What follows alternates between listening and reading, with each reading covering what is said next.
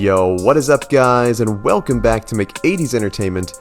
I'm your host as always, Adam McGahee. Well, the long-awaited Marvel Zombie series will be here in just a few short weeks, and since that's the only videos that really perform on this channel, the Marvel Zombies gods have your boy working double time to fuel this undead algorithm as much as possible. Please help me. I've been covering Marvel Zombies content for literally years now, and I'm a tad pressed for time today since I'm still a full-time dad, husband with a full-time job. So for today's upload, I'm doing a re-upload of two older videos that showcases our boy Blade with his encounters with the Marvel Zombies virus. As you know, Blade will be one of the main characters in the show.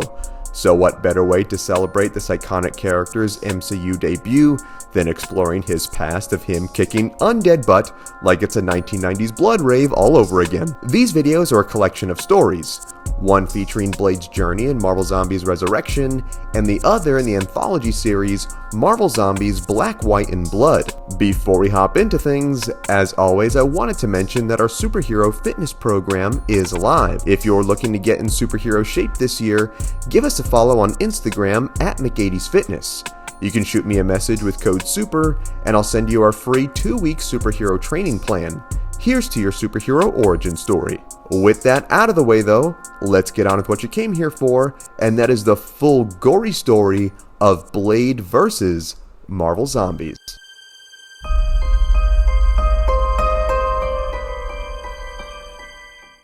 Who is he?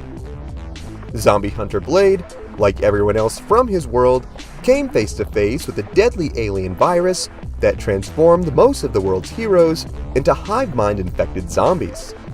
He made his first appearance in the pages of Marvel Zombies Resurrection Volume 2, Issue Number 1, back in 2020. The infection came from the nasty alien bugs called the Brood, who planted their eggs inside the mighty Galactus, which then altered his DNA and killed him, creating the zombie virus. After infecting the likes of Captain Marvel, these new zombies tricked the Avengers into investigating Galactus' death, which turned out to be an ambush where the heroes were also infected. Using the Titan's corpse as a big space car, the zombies crashed to the Earth below, killing hundreds in the process. Upon exiting the vehicle, the heroes then proceeded to chow down on the horrified citizens and infected any super who tried to oppose them.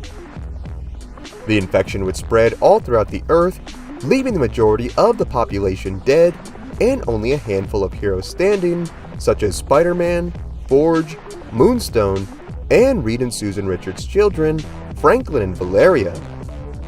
After losing Forge to an infected beast, Moonstone thought all their fighting was in vain, leaving Spider-Man to care for the children alone. Worst Zombie Apocalypse Stepmom Award definitely goes to Moonstone. It would not be long after this that Peter would have a PTSD nightmare of when the infection first broke out, only to awaken to find the kids missing. Leaping to action, Peter ran to their last location, only to find out that they had been knocked unconscious by a now zombified Moonstone. Lunging to attack Peter, the woman quickly discovered something was wrong, and to Peter's shock, her body parts quickly fell apart samurai style, revealing that she'd been turned into hibachi by our boy Blade himself. Man, what an entrance. That may be just as cool as its entrance in the first movie. We need more Blade content, boys. After conversing with the decapitated head of Zombie Beast, the gang discovered that the zombie hive had gathered at Galactus' body in limbo. Itching to slay some zombie corpses, homie Eric joined the Spidey zombie clan so he could lend his talents in battle. Flying on the back of the reprogrammed Sentinel called Nana, Blade revealed to the team that he had been working with the group called the End Now, which was a race of machines created by S.H.I.E.L.D. to combat the zombies in the early days of the infection. However, once humanity fell, the machines decided to fight for themselves, where they built a techno settlement. The group are then suddenly ambushed by a horde of undead, where they are saved by the End Now army, complete with a robot Frank Castle, who was the OG Punisher, who had his brain uploaded into a robot body. Man, I love this series. After fighting the zombies off, Blade and the rest are able to track Galactus' energy signature to the lost city of Atlantis. Armed with Gambit's hand that they modified into a souped-up laser gun, and a friendly Flurkin cat, the team headed to the Ocean Palace to end this threat once and for all. Upon arrival, the team is immediately attacked by zombie Namor and his army, which is made quick work of by Blade, who popped the prince's head off like a rotting pimple. The group then made their way inside the facility's elevator, which led them to the bottom of the ocean. After saving a mortally wounded Wolverine, the group are then attacked by the zombified mutant Magic, who teleported them to the zombie hive with Galactus in the middle of Limbo. The cannibal corpses then revealed that with Magic's powers, they discovered a way into the multiverse where they planned to spread the infection. Knowing that this needed to be stopped at all costs, Blade and the Resistance managed to escape their confines, where they went to war with the zombie supers. They even had a little help with our furry Flurkin, who puked up a whole militia of the robot soldiers from before. See guys, cats rule!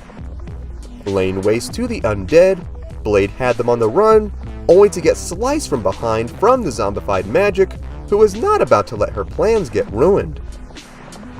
Before she could finish our hero off though, Wolverine came to avenge his fallen X-Men by slicing the girl's head clean off. Franklin Richards, armed with Magic's sword, then managed to defeat the zombie Silver Surfer, while his sister Valeria, armed with the Gambit hand cannon, kinetically overcooked Galactus' corpse, which exploded, killing the zombies and ending their hive mind connection. 1 month later, we see the heroes trying to recover what was left of their world. We even see Blade, fashionably decked out in a sleek black turtleneck, teaching the young Franklin how to fight with his newly acquired sword so that he will be prepared for whenever the undead decide to return.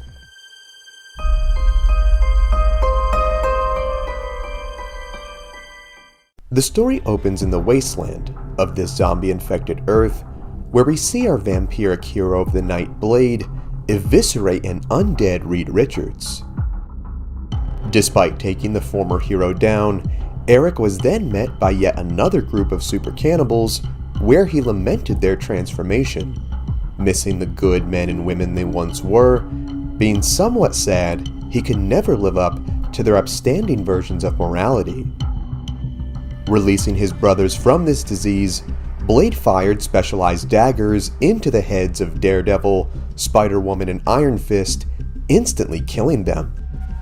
Plunging his sword into the thing's head, Eric then tossed his shurikens into Iceman's face, severing it completely in half, which then caused him to collide with the Human Torch, extinguishing his hellish flame. Before he could celebrate victory, Blade was suddenly attacked by a very familiar shield, which of course belonged to a zombified Captain America, who led his team of hungry, skin-rotting Avengers. With sword in hand, Blade vowed to stop at nothing to protect the remaining humans inside what he dubbed the Sanctuary, which was protected by a shield powerful enough to keep even the heroes from getting inside. Just before he could engage with the vermin, they were all met by the sound of a large vehicle approaching, which ended up being a giant missile-propelled death truck driven by a crazed Rick Jones, who was transporting a batch of humans he had located, all while screaming and swearing at how these creatures ruined his life. Man, I love Marvel zombies.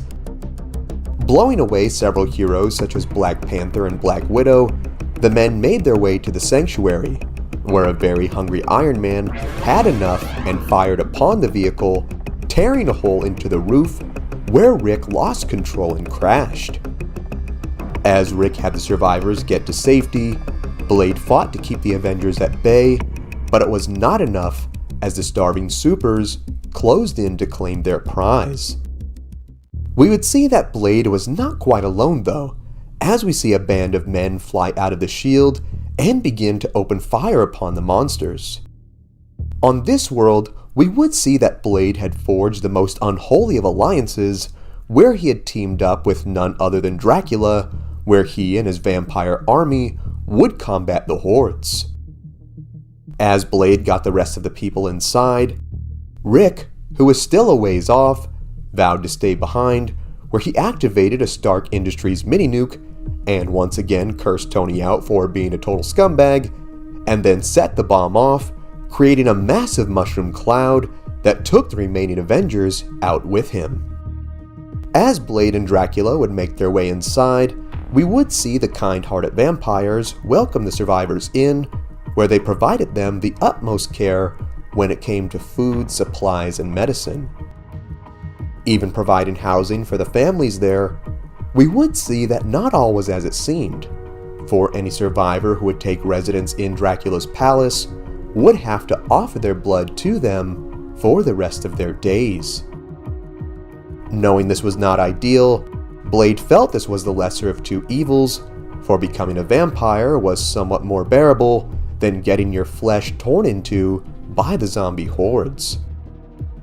Meeting a rather delighted Dracula at one of his iconic blood raves, Blade promised he would help find a cure to stop this plague once and for all, and once he did, he would make mankind rise again, and would exterminate every last vampire here.